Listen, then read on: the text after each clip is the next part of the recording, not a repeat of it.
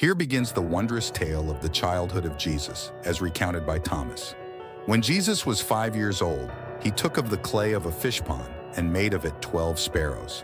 And it was the Sabbath when Jesus did this amongst the boys of the Jews.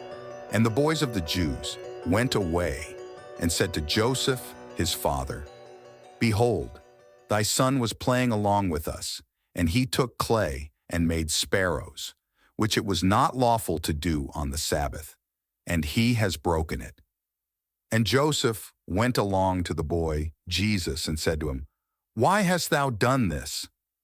And Jesus opened his hands and ordered the sparrows, saying, "Go up into the air and fly. Nobody shall kill you."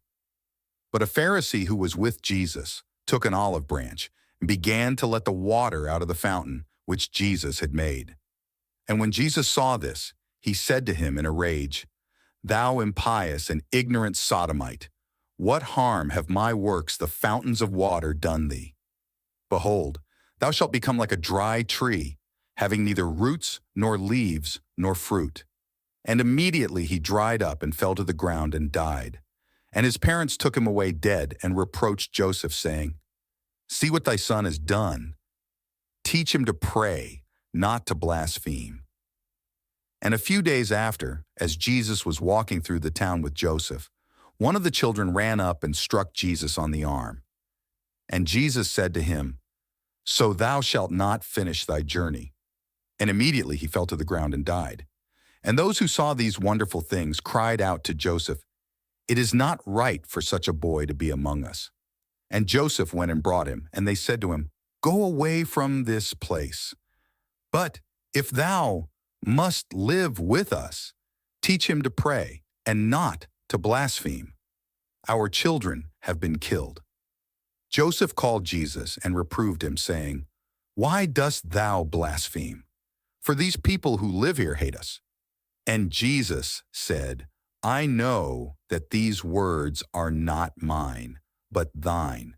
But I will hold my tongue for thy sake, and let them see to it in their wisdom." And immediately those who were speaking against Jesus became blind. And Joseph, seeing what Jesus had done, in a fury, seized him by the ear. And Jesus said to Joseph in anger, "It is enough for thee to see me, not to touch me, for thou knowest not who I am. But if thou didst know, thou wouldst not make me angry. And although just now I am with thee, I was made before thee." One day when Jesus was climbing on a certain house along with the children, he began to play with them. And one of the boys fell down through a back door and died immediately. And when the children saw this, they all ran away. But Jesus remained in the house. And when the parents of the boy who had died had come, they spoke against Jesus. Surely it was him that made him fall down, and they reviled him. And Jesus, coming down from the house, stood over the dead child, and with a loud voice called out the name of the child, "Sinu, Sinu, rise, and say whether it was I that made thee fall down." And suddenly he rose up and said, "No, my Lord." And his parents, seeing such a great miracle done by Jesus, glorified God and adored Jesus. And Joseph, seeing that he had such favor and that he was increasing in stature, thought it right to take him to learn his letters, and he handed him over to another teacher to be taught. But Jesus was silent and made him no answer. Jesus said to the master, "If thou art indeed a master, and if indeed thou knowest the letters, tell me the power of the A, and I shall tell thee the power of the B." Then his master was filled with fury and struck him on the head. And Jesus was angry and cursed him. And suddenly he fell down and died. And Jesus returned home, and Joseph gave orders to Mary, his mother, not to let him go out of the court of the house. And Jesus himself turned unto the Jews and said to them, "Now let all them that see not see, and let them understand which understand not. And let the deaf hear, and let them arise which have died by my means." And when the child Jesus ceased speaking, all the afflicted were made whole, as many as had been afflicted by his word, and they durst not speak to him. And no man after that durst provoke him, lest he should curse him, and he should be maimed. When did Jesus get his beard? Early Roman images of Jesus portray him as clean-shaven, but imagery quickly adopted the bearded look. Facial hair has gone in and out of fashion for millennia, but having a nice clean shave definitely feels and looks great. Henson Razors have been kind enough to support this video, and their razors are the best on the market. In 2020, Henson switched from making aerospace parts, including for the actual International Space Station, and took that precision, expertise, and need for perfection into the world of razors. These are space razors, and they feel great. In fact, they've convinced me to switch from using my terrible electric razor, and I feel much better for it. It's a nice habit to get into and a great refreshing way to start the day. They're also totally plastic-free and should last for decades. And in the long term, because they basically never break, they should save you loads of money. Also, the blades are only 10 cents, and you can get them easily on Amazon, meaning that it's barely $5 a year to maintain. Click on the link in the description to get 100 free blades with the purchase of a razor and start having a nice, smooth face. Thanks to Henson for supporting history content on YouTube. Music. And Joseph rose up and said to Annas and Caiaphas, "Truly and well do you wonder, since you have heard that Jesus has been seen alive from the dead. But it is more to be wondered at that he is not the only one who has risen from the dead. And hear me now, for we all know the blessed Simon, the great priest, and Simon himself had 2 sons. Go, therefore, and see their tombs, for they are open because they have risen. And indeed they are as silent as the dead. But come, let us go to them. Let us conduct them to us with all honor and respect. Perhaps they will speak to us of the mystery of the resurrection." Walking into the city of Arimathea, they found them there, on their bended knees and spending their time in prayer. They said, "Do you believe that it was Jesus who raised you from the dead? Tell us how you have risen from the dead." Hearing this adoration, they trembled in their body and groaned, being disturbed in heart. And together they looked towards heaven, and with their fingers made the sign of the cross on their tongues. And immediately they spoke together, saying, "Give each of us sheets of paper, and let us write what we have seen and heard." And they gave it to them, and they sat down, and each of them wrote, saying, "When we were, along with our fathers, lying in the deep, in the blackness of darkness, suddenly there appeared a golden heat of the sun, and immediately the Father of all the human race, with all the patriarchs and prophets, exalted, saying, 'That light is the source of eternal light. Now it has come and shone upon us, sitting in death.' And when all the saints were exulting, lo, Satan, the prince and leader of death, said to Hades, 'Make thyself ready to receive Jesus, who boasts himself to be the Son of God and is a man fearing death. And he has withstood me much, doing me evil, and many whom I made blind, lame, deaf, leprous, and demonic. He has healed with a word, and those whom I have brought to thee dead, he has dragged away from thee.' Hades answering, said to Prince Satan, 'Who is he that is so powerful, when he is a man in fear of death? For all the powerful of the earth are kept in subjection by my power. If then thou art powerful, what is that man Jesus like, who, though fearing death, withstands thy power?' And as Prince Satan and Hades were thus speaking to each other in turn, suddenly there was a voice as of thunders and a shouting of spirits. 'Lift up your gates, ye princes, and be ye lifted up, ye everlasting gates, and the King of glory shall come in.' And all the multitude of the saints hearing this said to Hades with the voice of reproach, 'Open thy gates, that the King of glory may come in.' When this was seen by Hades in death, and their impious officers along with their cruel servants, they trembled at perceiving in their own dominions the clearness of so great a light, when they saw Christ suddenly in their abodes, and they cried out, saying, 'We have been overcome by thee. Who art thou?' Then the King of glory, trampling on death by his majesty, and seizing Prince Satan, delivered him to the power of Hades, and drew Adam to his brightness. These are the divine and sacred mysteries which we saw and heard. More we are not allowed to tell other than the mysteries of God. As Michael the archangel adjured us and said, "You shall go into Jerusalem with your brethren, and continue in prayers, and with none of the men shall you speak, and you shall sit as if dumb, until the hour shall come when the Lord himself shall permit you to relate the mysteries of his divinity." This is the secret message of judgment Jesus spoke with Judas Iscariot over a period of 8 days, 3 days, before he celebrated Passover. One day, he was with his disciples in Judea. He found them sitting together, practicing their piety. When he came up to his disciples, sitting together praying over the bread, he laughed. The disciples said to him, "Master, why are you laughing at our prayer? What have we done? This is what's right." He answered and said to them, "I'm not laughing at you. You're not doing this because you want to, but because through this your God will be praised." They said, "Master, you are the Son of our God." Jesus said to them, "How do you know me? Truly I say to you, no generation of the people among you will know me." When his disciples heard this, they started to get angry and furious and started to curse him in their hearts. But when Jesus noticed their ignorance, he said to them, "If any of you is strong enough among humans to bring out the perfect humanity, stand up and face me." All of them said, "We're strong enough." But their spirits weren't brave enough to stand before him, except Judas Iscariot. He was able to stand before him, but he couldn't look him in the eye, so he looked away. Judas said to him, "I know who you are and where you're from. I'm not worthy to utter the name of the one who has sent you." Then Jesus, knowing that he was thinking about what's exalted, said to him, "Come away from the others, and I'll tell you the mysteries of the kingdom."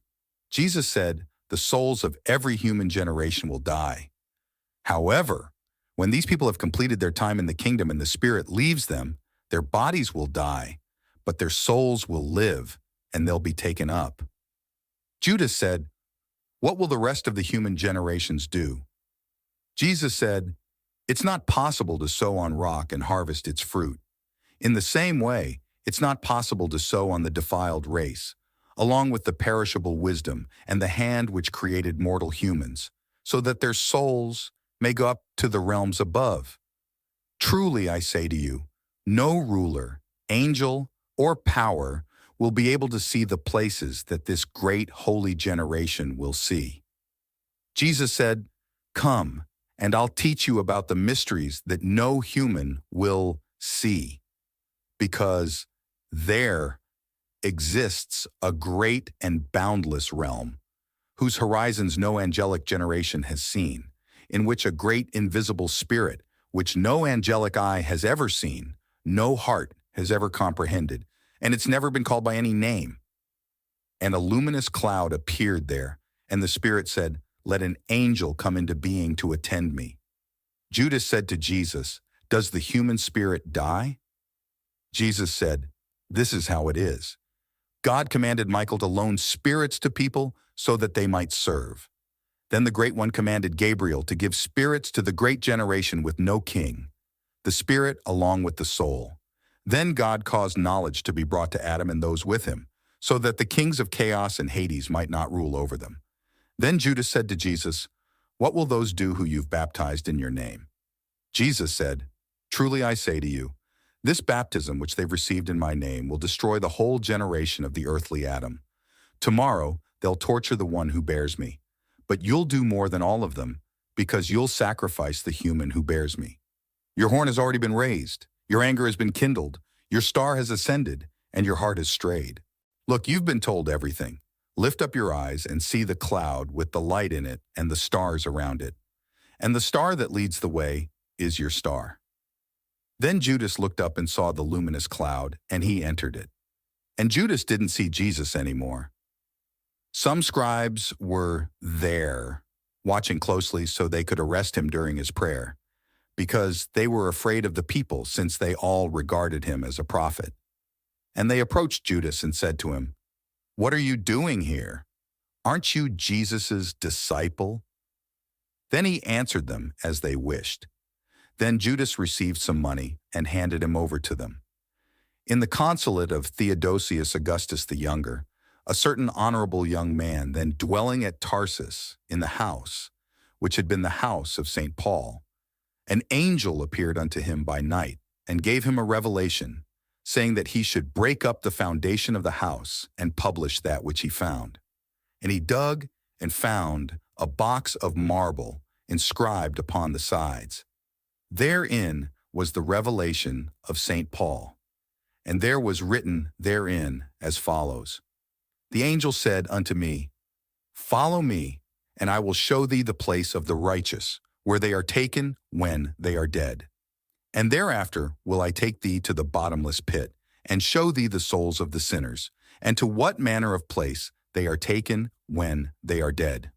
I went with the angel of the Lord, and looked before me, and saw a place through which passed thousands and thousands and myriads of angels, whose faces were as of panthers, and their teeth stuck forth out of their mouth, and their eyes were bloodshot, and their hair loose like woman's hair, and burning scourges were in their hands. I feared and asked, Who are these? The angel answered, These are the ministers of the whole creation, which come unto the souls of the ungodly, and take them and lay them down here. They fly 3 days with them in the air before they take them and cast them into the everlasting torment.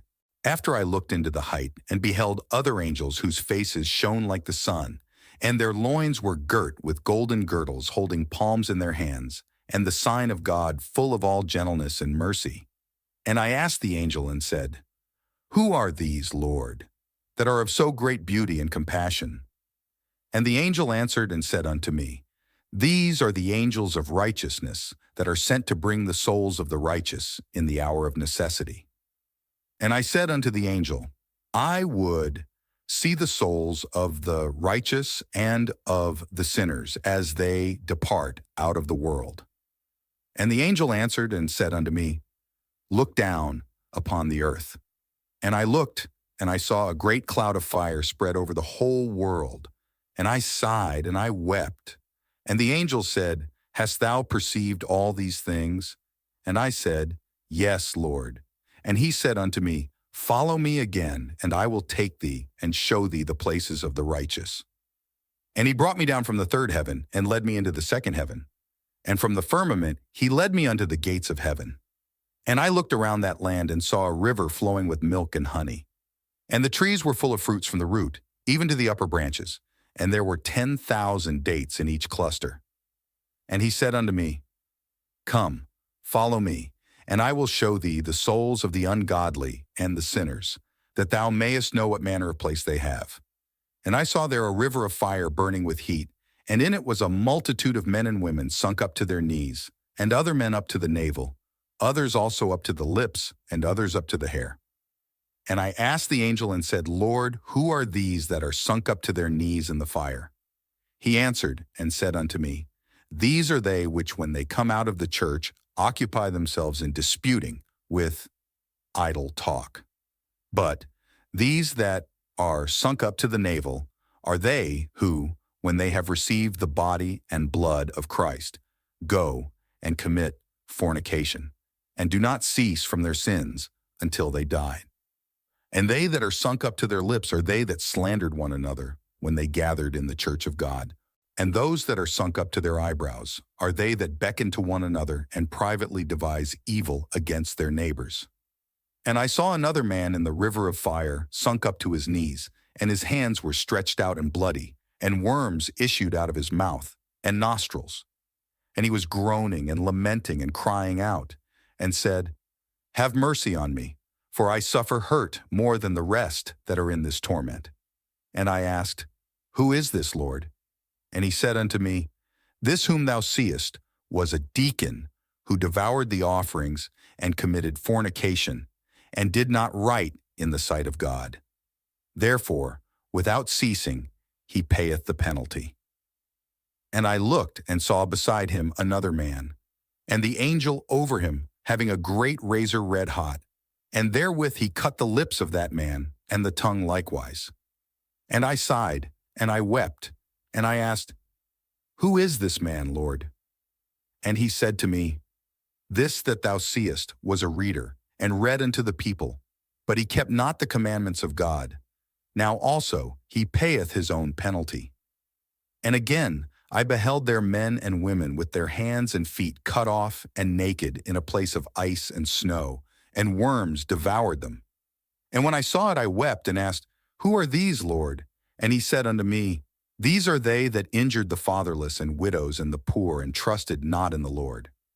And thereafter I saw men and women clad in rags, full of pitch and brimstone of fire.